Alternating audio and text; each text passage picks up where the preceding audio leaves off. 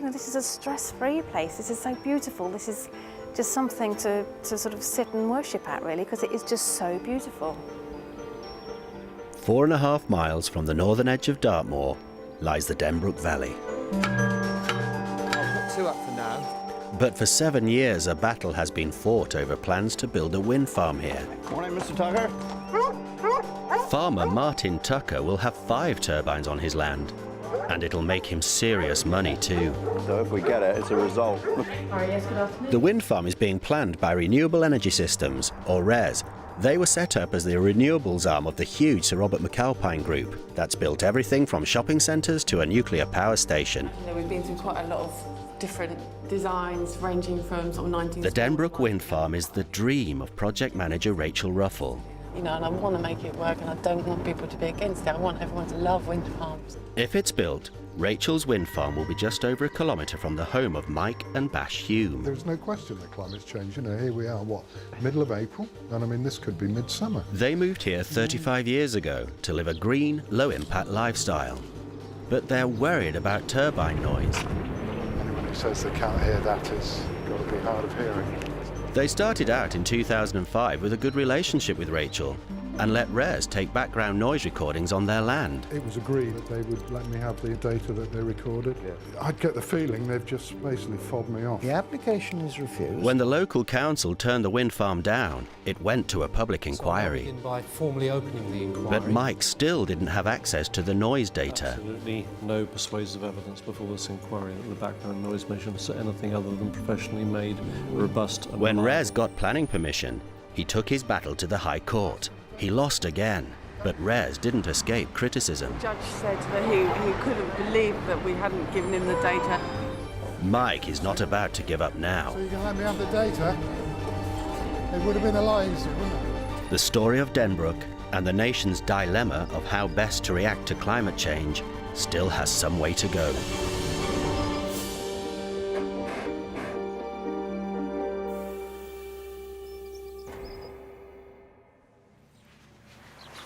It's 6 weeks after Mike's failed challenge in the High Court.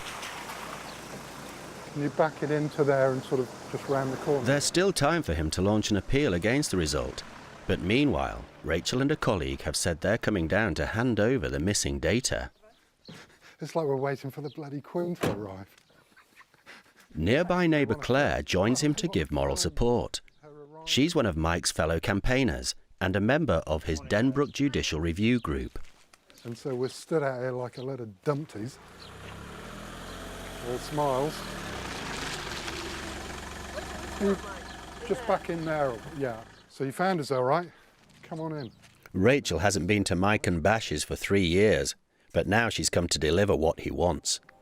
So where is it then? The data. The data? So there's each item that I asked for. It should be all that's required. Obviously, Mike Stigwood will be looking at it as well. Oh, right.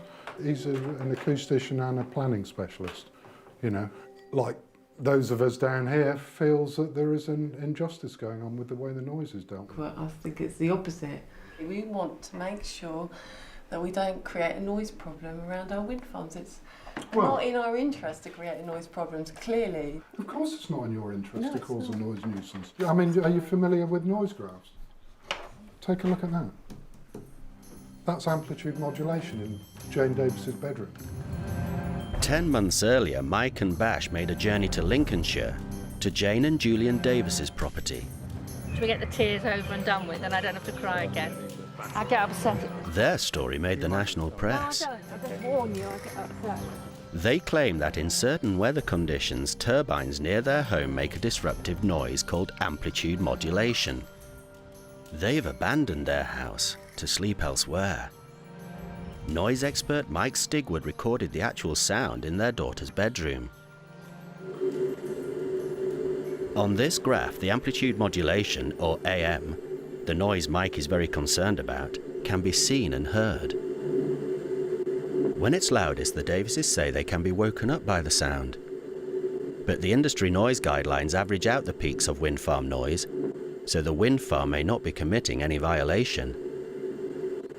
This is a recording of amplitude modulation at an actual home next to a wind farm.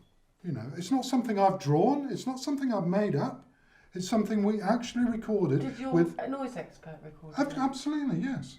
There has been a lot of discussion at recent inquiries about this. You must recognise there is an element in the country that use it just to stop wind farms regardless. I don't care about that. That's I know, not what fine, I'm worried about. I'm I'm worried asking about you to our care about it, I'm just saying that that's a our fact. situation here.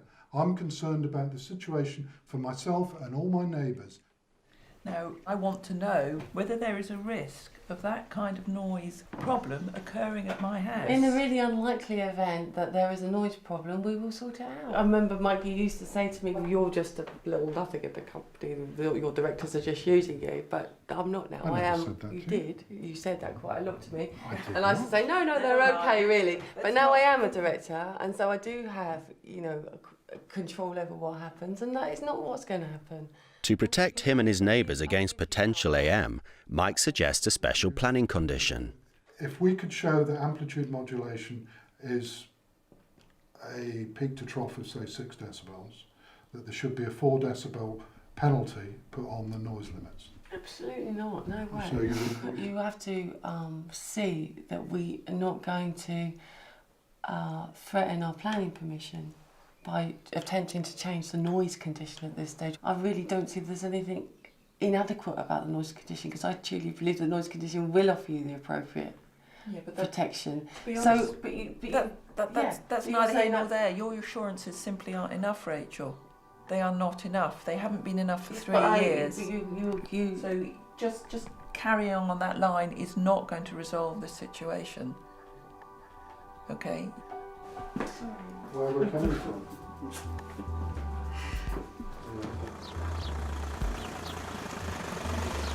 After she'd gone, I loaded it up onto the computer and emailed the files to Dr. Moroney. He's an experienced, very competent data analyst.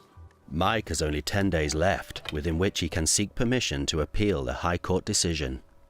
And also I emailed it to the noise expert that we have been using for the whole of the court case, and they started to find all sorts of anomalies in the data.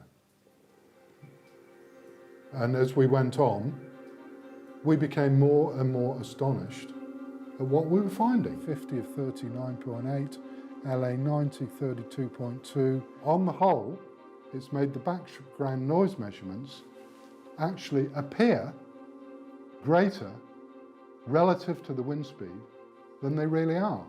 So that means the noise limits are high, and that is material prejudice against me. We should have been challenging this at the inquiry.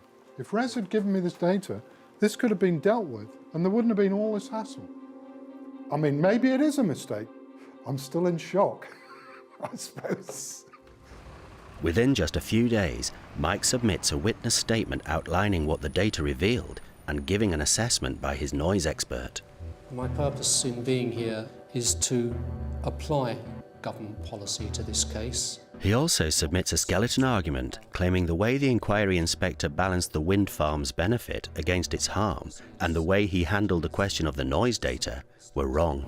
If you, sir, are to rely on data only available to the appellant, it appears to me contrary... 3 weeks later, Mike's application is allowed by Lord Justice Laws, who's critical that the data has been withheld for so long, and allows that there is a case for both points, balance and noise issues, to be reheard. Mike calls a meeting of his campaign group. A couple of things came through from the court. The appeal is listed for sometime between the 10th of September and the 10th of December. Oh. And it's going to be before 3 Lord Justices. So we're big time.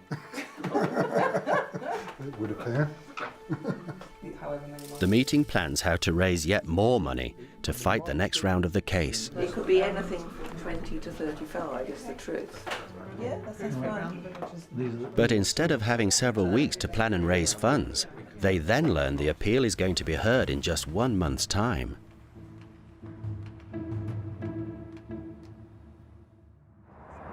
RES do admit the data error. They argue, however, that the effect on its noise assessment of the Denbrook wind farm is insignificant. I mean, basically what they did is they had all this data and they used the wrong blooming data. What they're not The saying argument is beginning to surface in the press.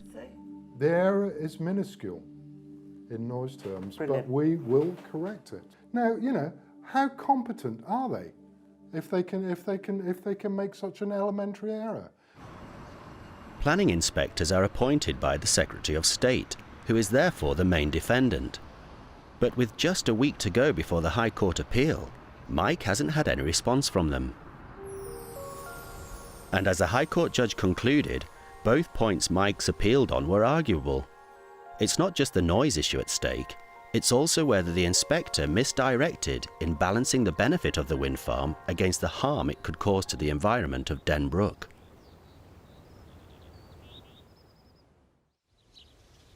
There are only 5 working days before the court's due to sit. Mike's lawyers have just heard from the barrister representing the Secretary of State. Mike passes the word around the team. Hi, Mike. How are you doing? I'm all right. I'm at work. Yeah, have you got a minute? Yeah. Just a minute? Yeah. They've conceded. The Secretary of State was withdrawn. Good, eh? Mike, we need the champagne. All right, I can't eat it early. Don't get too excited. In fact, when Mike learns the full details, it becomes clear the offer for settlement is on noise issues alone, not the balance argument. If Mike consents, his costs will be paid by the Secretary of State and RES. If he refuses, he'll have to take his chances in court. In the end, the majority of Mike's group are in agreement. It was a nightmare situation. Some people were saying, we've come this far, we ought to take this through to a conclusion in the courts and run the balance argument in the court. So we then tried to negotiate some movement on the terms, but they wouldn't agree to that. RES wouldn't agree to that. If we'd have taken it forward and we'd lost the case, we would have lost everything and we'd have probably ended up in debt. And lastly, we come to the subject of noise conditions. The intention is... The order states that the inspector had erred in law. In his decision to grant planning permission, he'd passed the noise conditions without access to the noise data and failed to give the reasons why. On July the 23rd, the agreement is finally signed. Smile at the The planning permission is now quashed. The matter is sent back to the Planning Inspectorate for a new public inquiry. The story of Den Broek is not over yet.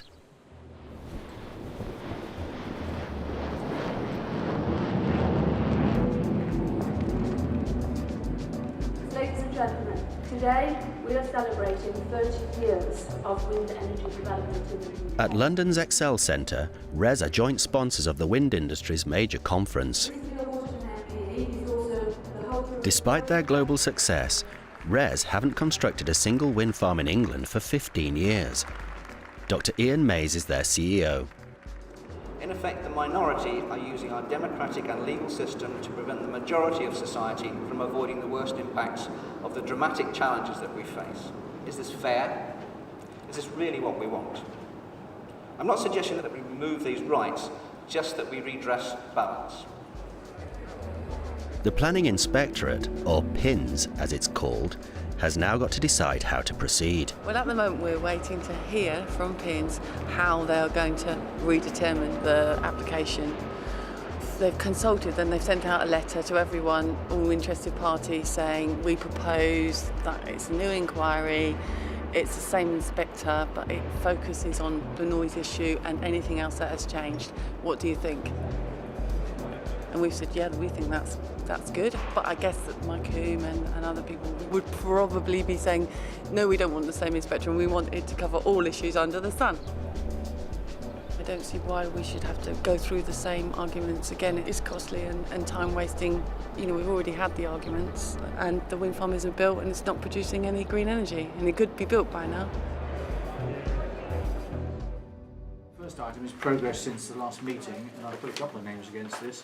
News from PINS. Despite consistent written protests from Mike's group, PINS goes ahead with its plan and suggests the next public inquiry will be in March 2009. I mean, we're now at the point of considering some sort of protocol letter Following the meeting, Mike's solicitor is instructed to issue a protocol letter which threatens legal action against PINS if it fails to change its decision on how to run the inquiry.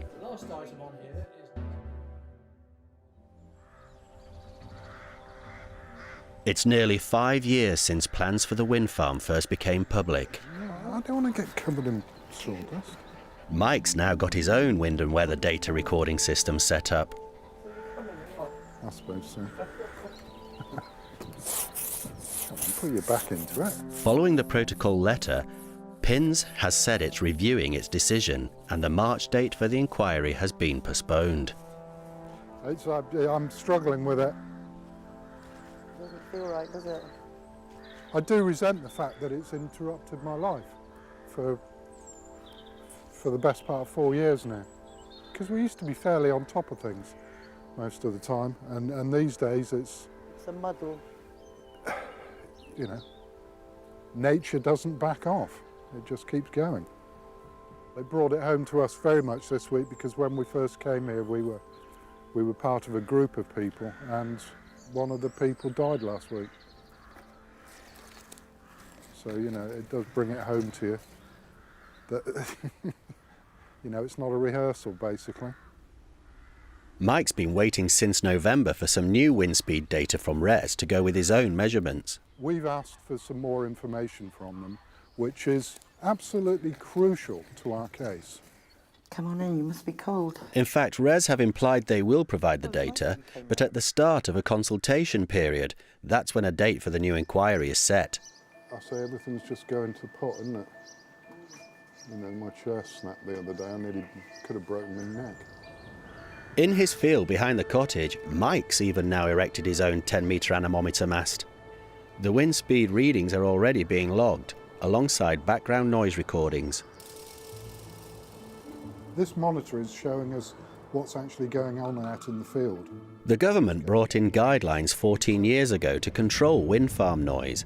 They are known as ETSU R97. But new turbines can now be 3 times the height of older ones.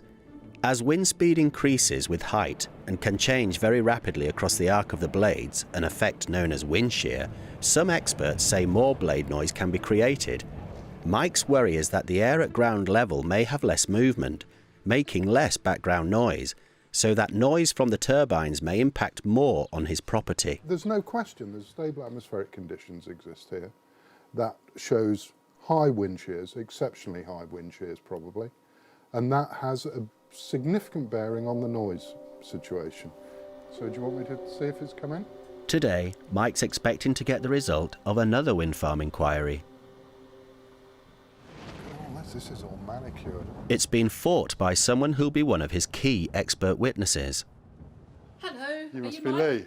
Mike first met Lee Maroney as he was preparing for his own High Court challenge, and she helped him discover the flaws in RES's data. Your background noise data was contaminated by something. Ecotricity want to site 2 turbines, the nearest just 450 metres from her boundary. It would be about that distance from us and a little bit to the left of that.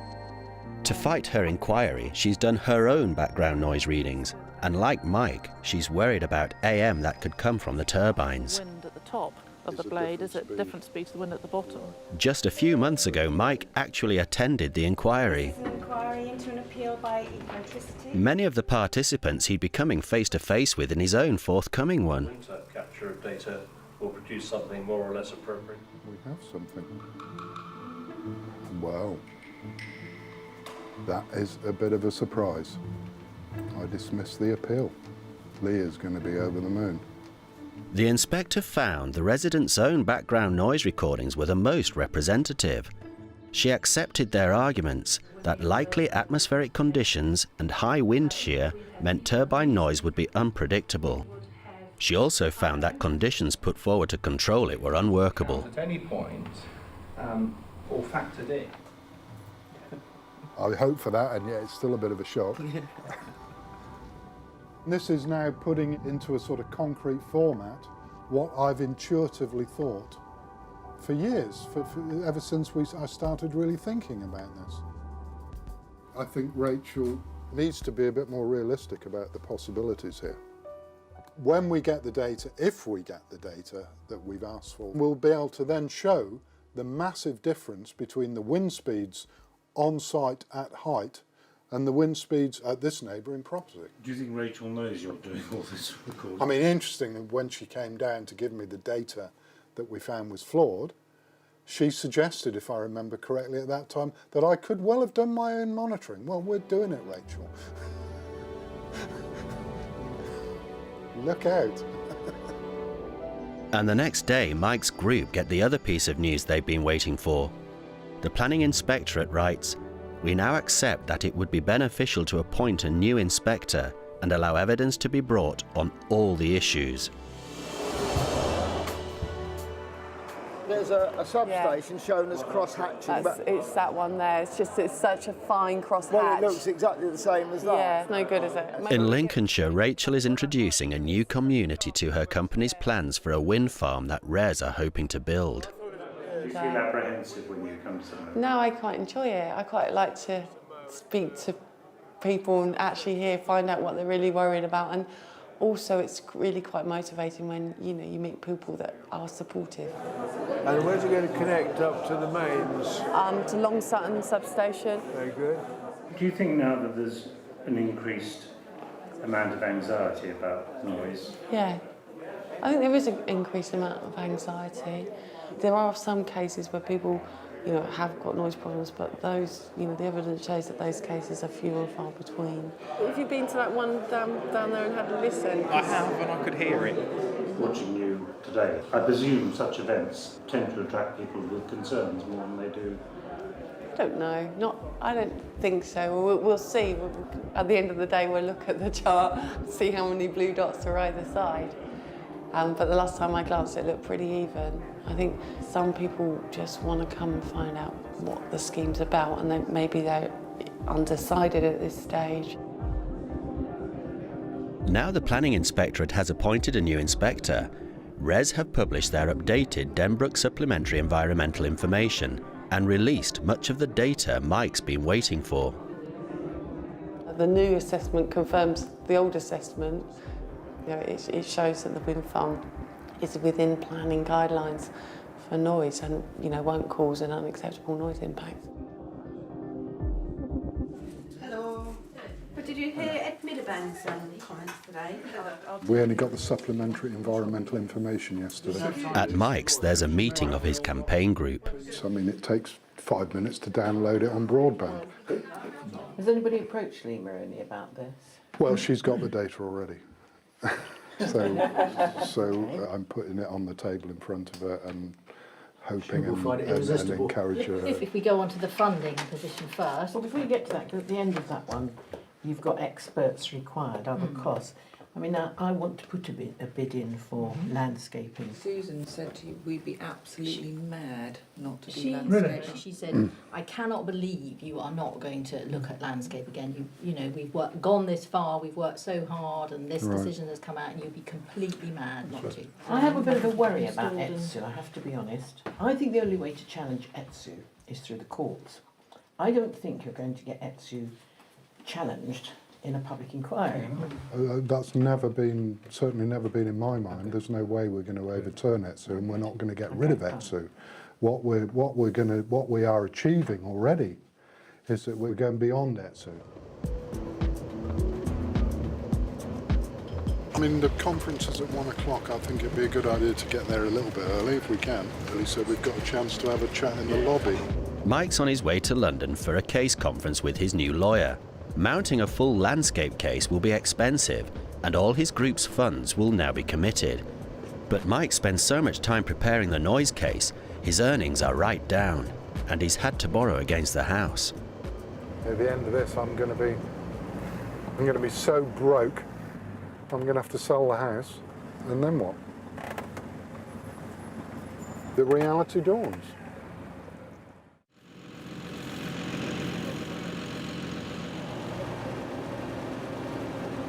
There are 3 days to go before the inquiry starts. Farmer Martin Tucker has a vested interest because if they're built, 5 of RES's turbines will be on his farm, giving him a substantial income.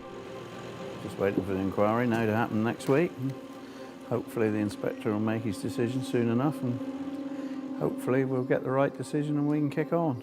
Res's options on Martin's land run out in November, but he says he's managed to renegotiate a new, even more lucrative deal.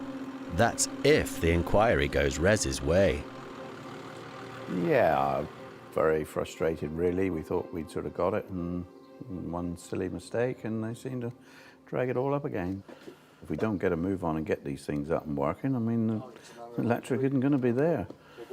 But there seems to be a few minority that want to hold it up.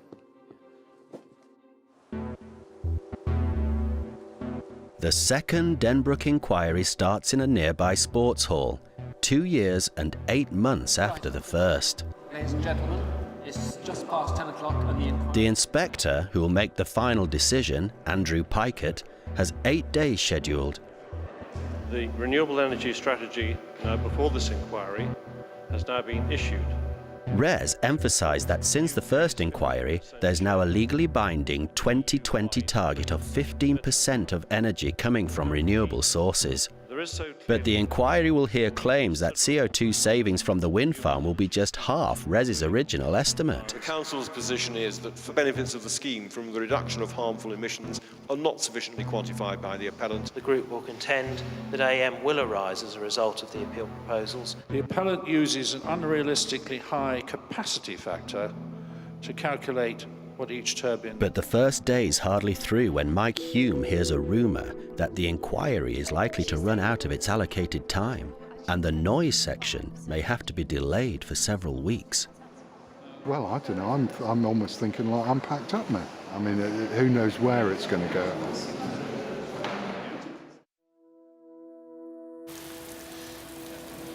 Right, good morning, ladies and gentlemen.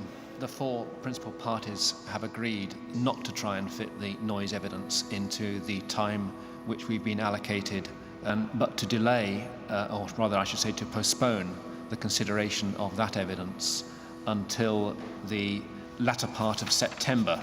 The agreement to this is with extreme reluctance. I'm incredibly frustrated about it because it was last August that we were happy to concede in the Court of Appeal on the technicality of a noise issue. Here we are, a year later, 8 days of a new inquiry, and we're not even going to be discussing noise at all. One of the distinctive qualities of Dartmoor are the delay there has been in getting this scheme consented is incredible. What kind of response is that as a country that we're having to climate change?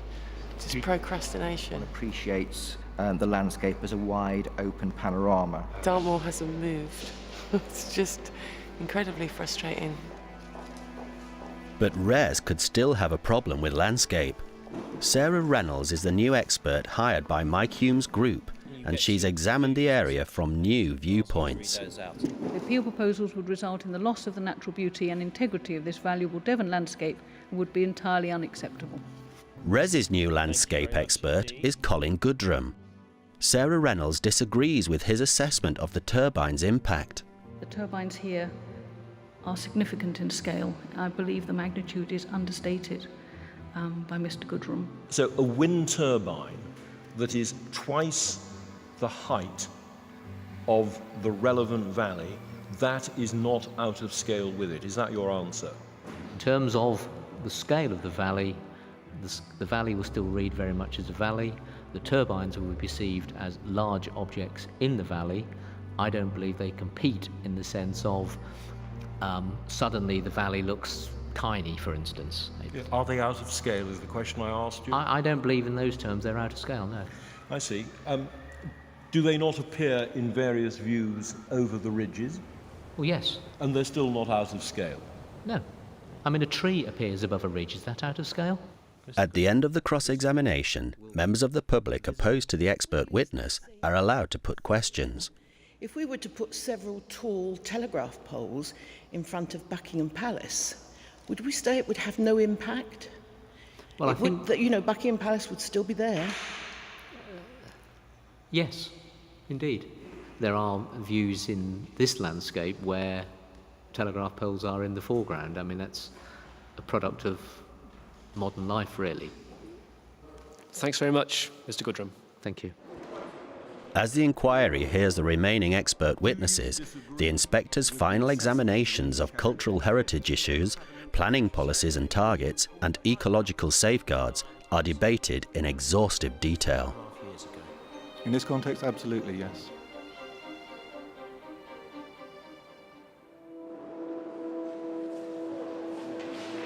What we've decided to do is to set aside this evening. Towards the end of the inquiry, members of the public can make their own statements. In my view, these 9 turbines would substantially change the character of the area. I live less than 1 mile from the boundary of the proposed wind farm.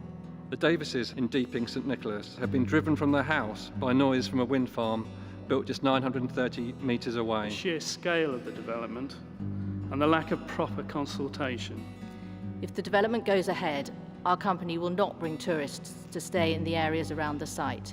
As at the first inquiry, it appears the majority of speakers are opposing the wind farm. And John Vincent? Mr. Vincent, are you a supporter or an objector? I'm a supporter. Right. Perhaps it's the word developer which creates the sort of animosity which will lead to the level of aggressive protest to bring us to new debate. And these developers are actually caring scientists and engineers wanting to help us and our world with clean energy. To the point. Now, this debate is supposedly based on what? Important new evidence? Do you know what the important new evidence was? It was an error. I asked a scientist, how will this error in the sound figures affect the local populace? It is unmeasurable scientifically. It's inaudible to any creature. Yet to many people here today, it's an excuse to abuse our taxpayer in order to thrust forwards a small group's own protests. And it in no way reflects the will of the majority of people who would never believe that they would have to protest for wind. Who would protest against it, they might well ask. Rather than try and persuade people who are already persuaded, the best thing is to talk to the people who I think don't understand the situation. So I'd sort of made my mind up that I would just have a quiet word with them. And so I'd immediately turn around and sort of introduce myself to him and told him what I'd done. And of course it just developed into something really quite bizarre. And he knows Rachel, because as soon as we got talking about it, he said, do you mind if I go over and bring the acousticians over from the developers? And I said, no, fine, great. I'm stunned to stand here and see people objecting. I generally agree with you, but there are these specific times when these problems can arise, under certain conditions. So normally, if you're standing a kilometre away, 800 metres or any distance, you can't actually Probably isn't hear a problem, absolutely. Could more than likely the case. We have identified from the data that Rachel has provided us that there are specific conditions, atmospheric conditions that apply to the Denbrook area, which could be... We disagree with that identification. I mean, we've analysed our data as well. If you can prove us wrong, that's fine. But you're refusing to respond to us. No, you're refusing to address amplitude modulation. Meteorological witness. Rachel, I got a letter from your solicitors saying you will not be addressing amplitude modulation, and you won't be addressing that in the noise conditions. And it's like a denial of this stuff happens. So the High Court case costs how much? How much does it cost you? Well, it's cost me a fortune. It's cost me £70,000 personally. So wouldn't it cost you us spend that money on 90,000. double glazing? I would much Would that be prefer... better? If double glazing sorted the issue... When I stand by one of these turbines, I can't hear anything. Can I just finish? At the end of the day, there is a problem out there. I've been there, I've experienced it. So it can be irritating and noisy, so a really great solution would be to put it somewhere very quiet where it wouldn't upset too many people. I think they found that place, haven't they? Just a minute, I've just said that, sod you, there aren't many people around it, go ahead. If it was going to affect thousands of people... You're joking. Yeah, no. What makes you think you're so important? I'm sorry, but I don't believe you're so important. Really, truly. You really believe that all the people who live near wind farms aren't important? Yeah. Do you really think they're sacrificial? I believe that some things are good on this planet and some things are bad. A little bit of noise pollution from from a wind turbine. But do you know what? People live near motorways, they live in cities, they live in towns, they live in blocks of flats. I think you've got a lovely, ideal life set in the heart of Devon, in an area of outstanding natural beauty. Get on and enjoy it and stop whinging. The only people I saw here today were people from near Little Whinging, or whatever it's called. Not all the people in the rest of the planet that are saying, hey, build us some renewable energy. I'm afraid sticks and stones will not get us anywhere forward. I live in a sizable power station. Right. It's no good calling people names. Throwing names at people. Morning. My name is Eva Ritchie. I'm 13 years old. My mother is Rachel Ruffle, but this is my opinion. I am here today to speak in favour of the Denbrook wind farm. Looking at the bigger picture... The next day, more supporters of the wind farm are making their personal statements. My name is Dr. Steve Ritchie, and I'm the life partner of Rachel Ruffle. I met with the main complainant, Mike Hume, early in RES's development process of Denbrook. At that stage, he showed some concern over noise. I had no idea what he was going to say. I just said to him, don't make it personal. Just, the inspector's not interested in anything personal. Just be objective. Since then, I observed this level of concern to increase out of all proportion. I presume that this is due to it becoming an obsession not helped by the large media attention, encouragement from the Renewable Energy Foundation, and a highly networked group or anti-wind activists across the UK. I had no idea what he was going to say. And what did you think? But he probably, resents the amount of time it's taken to get this scheme through. I do have sympathy for the state of mind Mike Hume is now in, but believe that Denbrook needs to be built and should not be delayed any further by unfounded worries of a tiny minority. Please consent to this application. My name is Anne Ramsey, and I have lived at Eastbrook in the parish of Bow for 26 years. I have been in contact with several householders suffering as a result of increased noise levels at their homes following the construction and operation of wind turbines close by. At Askham Wind Farm in Cumbria, the developer was Wind Prospect for E.ON. It came online in 1999. There were 7 Vesta visas were promised by the developers to the judge at a court case brought by the residents in 2004. There has been a further 130 registered complaints up until May 2005 from people living up to 2 kilometres away.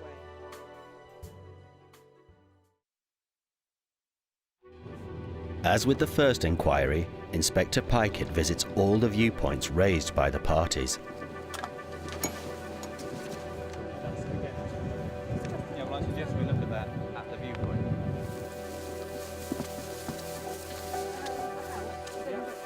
They're due to visit Nichols Nimmet House Hotel, which overlooks the wind farm site. What's her name, Audrey?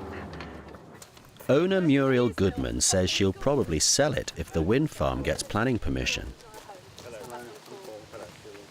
I think he was very nice. I think you feel that he's actually listening, he's actually taking notice of us. Can you order what species? Can you say, can we have Frisians this week? Right, thanks very much. I think he's open. You probably won't hear now until the new year, I would imagine. Well, it'll either be a really awful Christmas present or a really good Christmas present, won't it, if it's beforehand? Or otherwise it will be a bad New Year or a good New Year, won't it? But first, in 2 months' time, there's still the delayed noise inquiry to go through. There's only 5 days to go, and despite the increase in cost that the delay has incurred, Mike still believes in the strength of his case. I think the whole thing is very much in the balance. Most of the inquiries up until recently, noise has probably been dealt with in a couple of hours. We've now got 4 days allocated for noise evidence. That just shows the nature of the situation. People might say it shows the nature of your obsession. Yes, I've no doubt. I can certainly think of 1 or 2 people who would be quite happy to think that. Irrational obsession. Irrational obsession. And you've been seduced by the media. Don't forget that. You're playing up to the media. I mean, surely it's only reasonable to be obsessed about something if you see something is seriously wrong. What's going to happen if 8 weeks, 10 weeks time, whatever it is, you get the news you don't want? If the wind farm has permission and there is a planning condition applied to it which is protective of the neighbours, I won't find it a major problem. But the reality of the situation is, I don't believe it's possible to actually construct a planning condition that is protective of the neighbours. Right, good morning, ladies and gentlemen. In the next 4 days... Mike's group, then, will need to convince the inspector that AM is likely to be experienced by wind farm neighbours at Denbrook if it's given the go-ahead. Rachel Ruffle isn't there, though, as she's ill. Project manager Helen Hall is representing RES, which means Rachel will miss all the evidence, including Jane Davis's. Please, by calling Mrs. Jane Davis. Right. Good morning to the inquiry. The wind farm became operational in June 2006, and within 3 days we became aware of problems with noise and hum emanating from the wind farm. These noise issues and the apparent failure of any organisation to be able to ameliorate the distress we've suffered as a result have devastated our lives. I am determined to ensure the failures of the planning system to protect me and my family are not repeated elsewhere. We know we suffer from something called aerodynamic modulation, AM, which is not fully understood. In her proof of evidence, Jane Davis lists a number of illnesses she claims are now experienced by members of her family since the wind farm began operation. You contend that all these illnesses are certainly because of the wind farm, is that right? I make no judgment. What I do is say, we know that noise can create ill health. These are the ill health things that have happened. There may well be a relationship. Going on to paragraph 2.7. Marcus Trinick and Jane Davis have met at a number of wind farm inquiries now. There's no specific AM noise condition for the tall turbines at Deeping St Nicholas, so he's keen to establish that despite her claims about AM, there's no actual evidence before the inquiry of any breaches of noise conditions. I'm used to hearing conspiracy theories. I assume, this is a question, that is why the local authority haven't said to the developer, we'd like you to turn off the turbines to evaluate what is happening in terms of background noise and the contribution that may make, because they have not determined a breach which, for whatever reason, they wish to enforce against. They have asked the developer to do that. The local government ombudsman made that a specific request. Was that in writing? It is. Is that before this inquiry? It is not yet, and nothing has happened to date. I see. Finally, do you wish this inspector to visit your house to listen to the turbine noise? Many other inspectors have found this quite a useful exercise. Well, I would concur. I think it's a very good idea. So you should have from Dr. Hoare her proof of evidence and a rebuttal. Turn the turbines Dr. off. Lee Hoare, or Lee Maroney as Mike knows her, has of course also met Marcus Trinick before at inquiries, both as homeowner and as a director of the Renewable Energy Foundation. Valid. They're an organisation critical of onshore wind farms. In her proof of evidence using RES's own wind data that was eventually released to Mike's group, Dr. Lee Hoare addresses the likely incidence of AM at Denbrook. She claims RES have refused to address the issue, relying instead on the government's research commissioned from the University of Salford. The brief of this research was not to take measurements in the field, but to ask local authorities how many complaints they'd received sounded like AM concerns. They deduced that only 4 wind farms out of the 133 at the time were affected. She feels Denbrook is a prime candidate for AM. She claims the worst affected property is likely to be Mike's own house. And the way that instead of going and actually measuring the AM noise, they tried to figure out if the complaints were down to AM noise on the basis of the adjectives used by the complainant. From material released to her under the Freedom of Information Act and from her own further researches, Dr. Hoare comes to a different conclusion to Salford. But on the data in front of me, I consider that 16% of existing wind farms have neighbours who complain of AM noise. A bit like Mrs. Davis' evidence this morning. I can tell you this, but I have no evidence of it. You've seen no measurements from these sites, have you? No, because one of the criticisms of the Salford report was that they refused to do any measurements. Yeah, okay, let's try and get away from the sting in the tail answer about Salford. I'm simply looking at the evidence you've produced today. Salford can stand by itself, or not. You've simply read some of these reports and said, sounds to me like AM, we'll call it AM. That's all you've done. You have got no evidence beyond that. I have exactly the data before me that the Salford investigators have. Can you answer my question, please? I have no measurements for these wind farms, correct? No. Sorry, 3.3, you say Vandenberg showed the authors of ETSU R97 a misunderstood wind shear. As the inquiry goes through its 4 days of witness cross-examination, it becomes clear that much confusion is being caused by the limitations of the government's current ETSU guidelines. Well, to be fair to your point, ETSU didn't discuss atmospheric considerations at all. But as the inquiry had begun, Marcus Trinick had introduced a letter clarifying the government's position on wind farm noise. The minister says they have no plans to revise the guidelines and that there's no evidence to suggest the small incidence of AM is as a result of turbine size. The inquiry hears, though, that currently the guidelines struggle to cope with turbines that are now so much taller. At the time of ETSU, the highest hub height was 32 metres, and so the error factor was not great. And now when you get up to 70, 80 metres, you're into a much larger error factor. ETSU isn't flawed. What has happened could maybe been anticipated by ETSU at the time, that hub heights were going to increase, but it wasn't, as a creature of its time. The inquiry examines every aspect: the level of noise limits, background noise measurements, the locations, methods and equipment used. You're quite clearly wrong. No, ETSU deals with that. It talks about those sort of situations. And well, I'm familiar with the document. I drafted the thing, so there we are.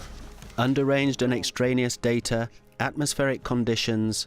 That's the point, well, Mr. Stigwood. But that is the point. You are then... And of course, AM. Last point, Dr. McKenzie. AM.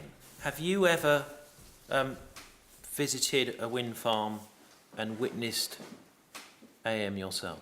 I've heard variation in turbine noise, yes. Would you characterise that as AM? It is amplitude modulation. That's what variation in noise level is, amplitude modulation. That's what it means. Yeah. Okay. So you've heard small variations in amplitude in terms I've heard variation in turbine noise level. Have you heard excessive? I'm not sure what's meant by excessive amplitude modulation. Right, I think it's a term that's been coined by others, not by ourselves. If we could formulate a condition that might protect the residents of Denbrook from AM, if heaven forbid it should exist, in a way in which the conditions imposed on the planning permission at Deeping St Nicholas did not protect Mrs Davis.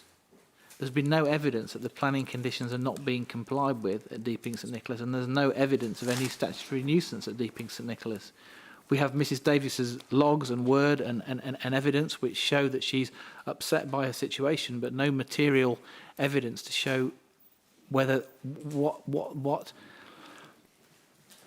whether that's related to planning conditions or statutory nuisance. All right. Dr McKenzie, thank you very much indeed. Thank you. No wind turbine shall generate electricity to the grid until the... On the final day of evidence, the inquiry discusses planning conditions that could be imposed if the wind farm was given permission. Right, final matter for today. Mr Taylor, your alternative noise conditions and your suggested amplitude modulation. They've been under discussion by all parties for some time, but at the last minute, Mike's team have put forward a new noise condition. We're not in a position at such short notice to respond to this condition. That may not seem helpful to you, sir, but it's quite wrong to ask us at zero notice, effectively, to comment on a brand new noise condition delivered on the last evidential day of the inquiry. I'm not going to deal with it now. Now, what we can do over the weekend is to prepare something in writing for Monday, and that's as good as it gets. As promised, the following Monday, RES put in their response to Mike's team's AM noise condition. They argue that a condition is unnecessary, as excessive AM is rare, and it's not recommended in ETSU guidelines. They also say stable atmospheric conditions at the appeal site are rare too, and in their view, conditioning AM would cause profound damage to the UK wind industry.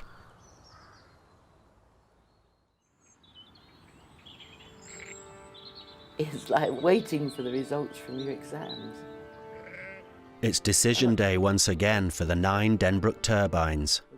At her home, Jenny Rosser is dreading the arrival of the inspector's verdict. I'll miss looking out on my beautiful views of Dartmoor. You know, we can sit up in bed and look across all the tours and all the changing seasons. It's just beautiful. We're absolutely head on to all 9 of them. They'll just open up in a vista in front of us.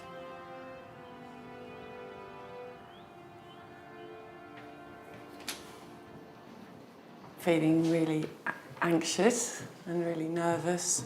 Well, I haven't really been able to think about anything else all week, but people say, no point in worrying about it. There's nothing you can do to change it now.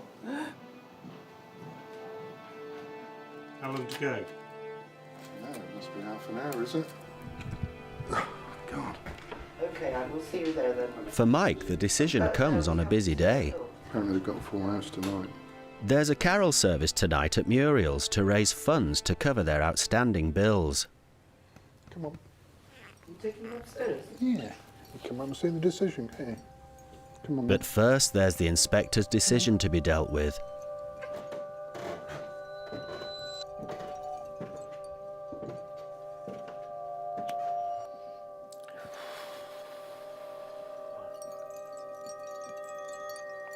Anxious moments. Where is Mike today? He's done a very good job getting us to where we are, and I don't think he's finished yet. No email yet. It's almost unbearable. Bash? Do you want to come up? It's in. Hello? Do we? Oh, fantastic. Oh, Marcus, thanks.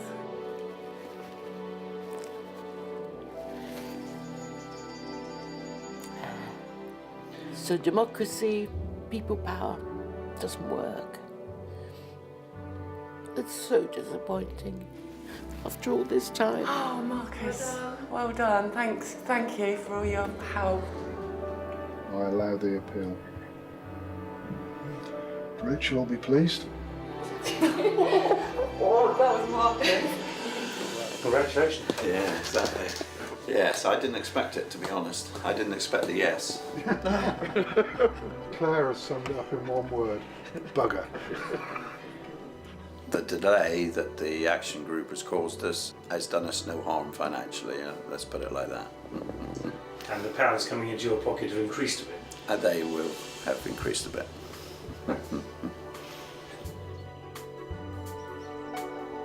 In his 55-page decision letter, Inspector Pikett concludes the wind farm would make a limited but valuable contribution to the reduction of CO2 emissions. On landscape, while noting the impact on many locations, he adds that, ironically, the presence and scale of Dartmoor would allow the comparatively smaller mass of the wind farm to provide a landscape context for the development.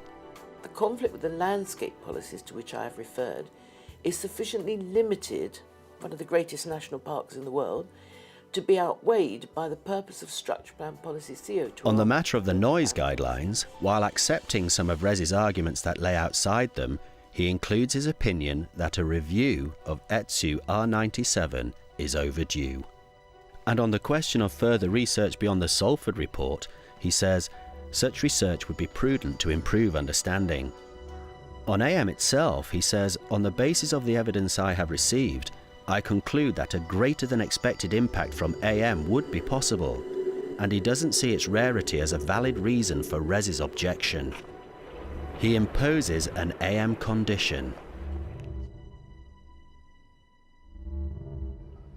It's going to be a day or two before we've digested all this lot, but you know, this is an initial reaction from somebody who's, you know, who's on the case, and you know, they're saying they've never seen conditions this tight, and they suspect the developer will maybe even appeal it. You know, I mean, that would be a first, wouldn't it, for the developer to appeal an approval on the grounds that the condition is too tight. So if that's the case, there is some success here. It does concern me quite a lot. The measurement of amplitude modulation here is far too tight. If we measure greater than expected amplitude modulation, it doesn't say what to do, it just says you have to carry on measuring it. And I'd also need a legal opinion on what the remedy is, you know. We wish you a Merry Christmas, we wish you a Merry Christmas, we wish you a Merry Christmas and a Happy New Year. Good tidings we bring. Whilst I'm really happy to get the decision, I'm also, in the back of my mind, I'm thinking about him. He must be really sad. I know that he genuinely is concerned about the noise impact of this scheme. It is a real concern.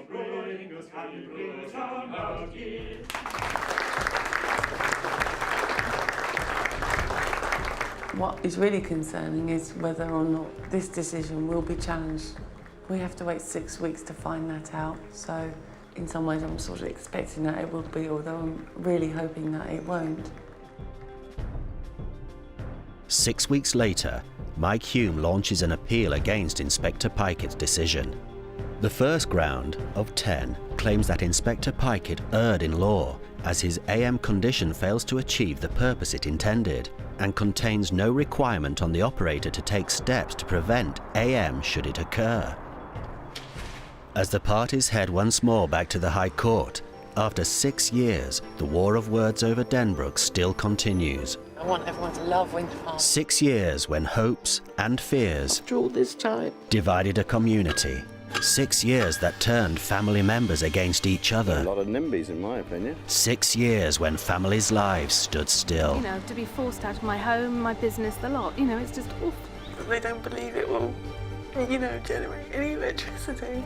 And 6 years during which a global wind farm developer had still not achieved its mission to have Denbrook be the first wind farm they'd built in England for 17 years.